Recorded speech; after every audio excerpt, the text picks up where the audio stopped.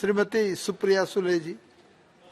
Thank you very much, sir. I stand here on behalf of the Nationalist Congress Party to support the Jammu Kashmir reservation and the reorganization amendment bill, sir. Sir, I have very fond memories as a child about Kashmir. And fortunately, Dr. Saab is sitting right here. And this is actually an opportunity for me to show gratitude to him and his family, who has led this most beautiful part of India. And I would like to read a few lines about Kashmir, sir. From a Sufi poet called Amir Khusrau, he said, if there is paradise on earth, it is this, and it is this. This is how much we all think about Kashmir. Nestled in the foothills of Himalayas, the Kashmir region is a celebrated and esteemed for its ineffable and incomparable aesthetic wonder and charming beauty. Beautiful lakes, acres of Mughal gardens, mighty snow-capped mountains, rich saffron fields, vibrant meadows, crystalline glaciers are just some of Kashmir's natural features and landscape which are in this poetry, which is the paradise of earth, sir. However, Kashmir's paradise in many ways brutally violated and its peace has been plundered for various reasons, sir. But the flourishing meadows, stark mountains and the vast fields, motives of freedom, but with hundreds and thousands of military forces scrutinizing Kashmir, freedom feel like a faraway and an elusive force. Nonetheless, beyond each blossoming tulip, flower fields and wild-eyed smile lies a story of Kashmir. Kashmir is essentially a region of stark contrast. It's actually a story of paradoxes. For beauty exists despite of its bloodiness, faith, tenacity, inner peace can be seen in its local residents amid all these activities which have happened in these decades. Fragments of paradise can be found despite the most hellish of horrors. Hope we reignited with all the hope seems to be forsaken. Kashmir is a place that beckons your soul, stirs your spirit, converses with your heart and dwells in your mind long after your body has departed. So I think Kashmir has really been through a very difficult journey. And administration is something which is continuity. Yes, it has had its red spots, black spots, it has had its moments, and I think unanimously everybody has contributed to the journey of Kashmir. So I think we can't just isolate one bad story to the glorious part and the contribution in India's development, tourism, growth, beauty story, cultural story of India will be always incomplete without Jammu, Kashmir and Ladakh. So I think now we really need to look at the larger picture. We have to stop being a prisoner of the past and history. Because every time I see the Bharatiya Janata Paksha, I saw the leader speaking, the first person from the Treasury bench. I thought he'll enlighten us with what is achieved in the last 4 years. But I couldn't hear much from him, unfortunately. And nor do I want to get into a swinging march, because I genuinely owe a lot to Jammu and Kashmir and Ladakh, because it has given me my finest happy family moments which I ever have to look back in my life of my 5 decades would be all connected to Jammu, Kashmir and Ladakh. Sir, I absolutely welcome the decision and the reservation decision taking. But I would like to suggest to the Honorable Home Minister, who's been so large-hearted about this reservation in Jammu and Kashmir, I would like to make a suggestion to him that instead of bringing piecemeal programs about reservation, why doesn't he bring a comprehensive bill, pan-India about reservation? The state where I come from, sir, Maharashtra, today is having huge challenges with Maratha, Dhangar, Lingayat and Muslim reservation issues, pan-Maharashtra. The same thing resonated in Maqbul's Bhai's speech in Uttar Pradesh.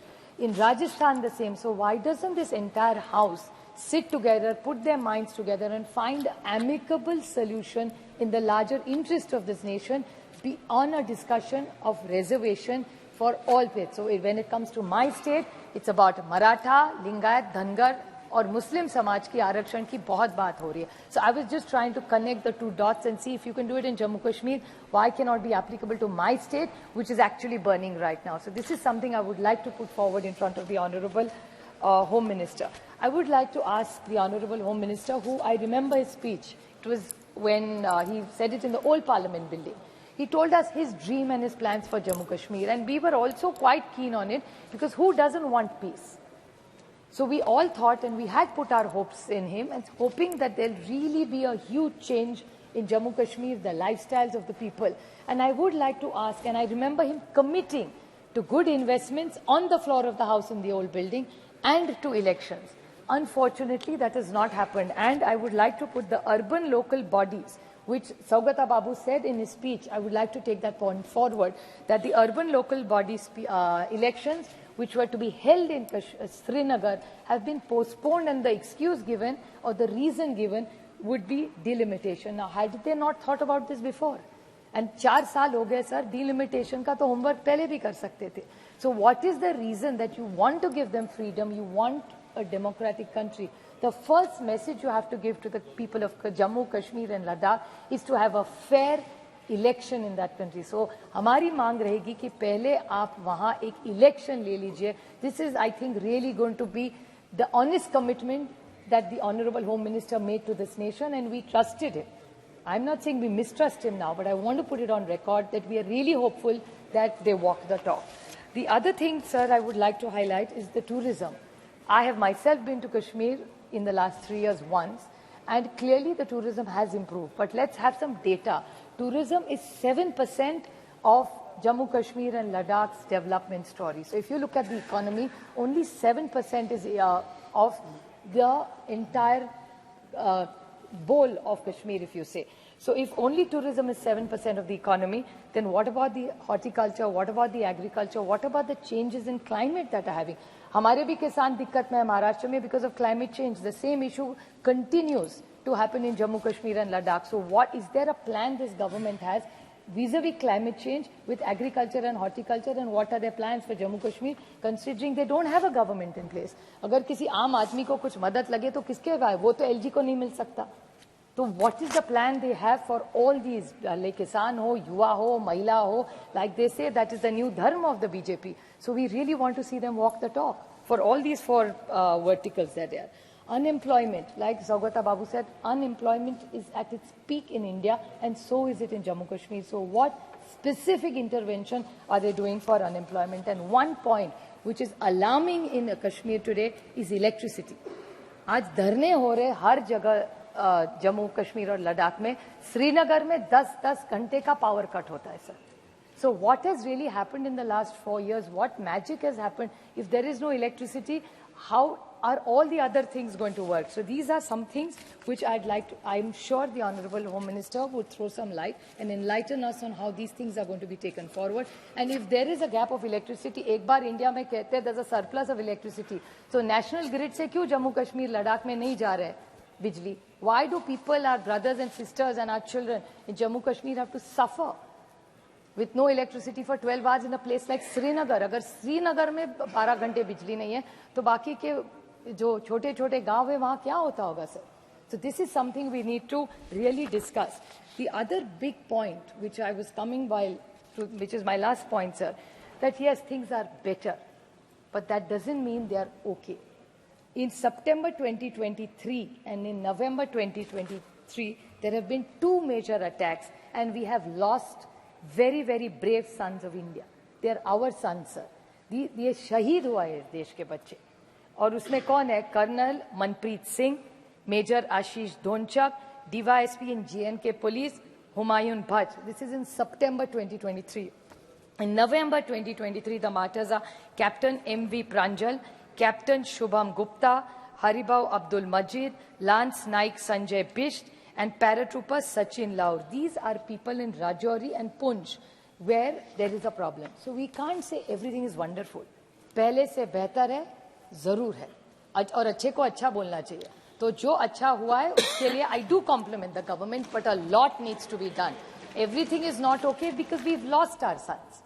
So tourism has gone up? Yes, it has.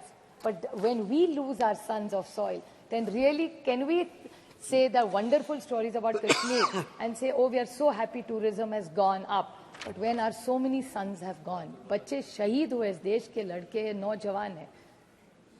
So we really need to introspect. It's not just about thumb chesting and oh my God, we've done something wonder, sir. We really need to walk the talk. वो माँ जानती है जिसका बेटा वहाँ शहीद हुआ है. वो बीवी जानती है उसका दुख, उसके बच्चे जानते हैं उसका दुख. For us, these are names. We will pray श्रद्धांजलि, आदरांजलि to them because जिंदा उनको रहना है. उनकी फैमिली का दुख रोज हमको नहीं पता, वो उनके बीवी माँ और बच्चों को ही वो दुख पता है. So I think this house needs to be far more synthetic. We need to be more empathetic, more compassion towards Jammu Kashmir, and it's not about them versus us. I think we all love Kashmir equally. So it's not that they have done something wonderful and we did something disastrous, not at all. And let's put some data. Kashmir was always very tourist friendly. People hosted us, they opened their homes to us. So they have been wonderful, proud Indians. And I would like to talk about Farooq Abdullaji's family's contribution in making sure that Kashmir remained an integral part of India. If it happened, I will put it on record. It's only because of his family and the commitment at that time that Pandit Jawaharlal Nehru did in the United Nations, and Lord Mountbatten's contribution at that time, the way they negotiated it, that India, they stayed with us, they loved, and all the reason for many, many decades that there was no violence there is the contribution of Dr. Farooq Abdullah and his entire family. So I would like to so it's a combination. And it's not only that, even the Mufti family. आज ये इनके खिलाफ बोलते हैं, but कभी तो एक थाली में खाना खाया ना. Abdullah family also was their partners, and so were the Muftis. So today it's not fair that just because they're on this side, they've done a bad job, and if they're on that side, they have a good job. I think अच्छे को हम भी कह सकते हैं, तो आप भी थोड़ा बड़ा दिल दिखाइए.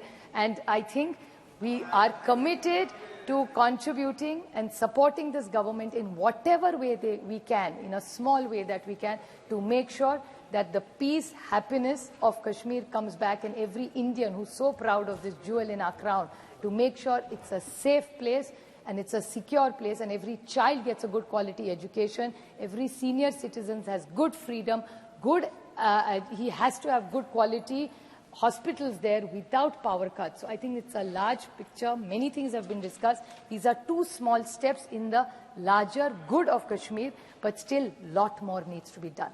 So it's not, and we would prefer that these decisions get taken in their own assembly. Why should we do decisions for somebody else's assemblies? We are only looking at India as a piece. We don't want to take state decisions. Unfortunately, sir, today even during question hour, assembly ke sawal hum parliament mein chinta kar rahe. I think I remember, and I'd like to quote Arun Jaitley ji, who used to always support cooperative federalism. I think I miss Arun ji so much in the House and Sushma ji both, because if there were two leaders in the BJP who believed in cooperative federalism, were Sushma ji and Arun ji. And I think we would like to remember them, and I hope from what I've said, the BJP remembers their senior leaders who really fought for cooperative federalism and gives the fair rights to the people of Jammu, Kashmir and Ladakh, which were an entire state by itself, which is broken into three. But abhi jo ho gaya, no point disagreeing or agreeing with what has happened. But I hope the BJP and the central government is committed to bringing up all the glory of Jammu, Kashmir and all the people, giving them a fair and a happy life in the future. Thank you, sir. Thank you very much. Sri Hasnain Masoodi ji.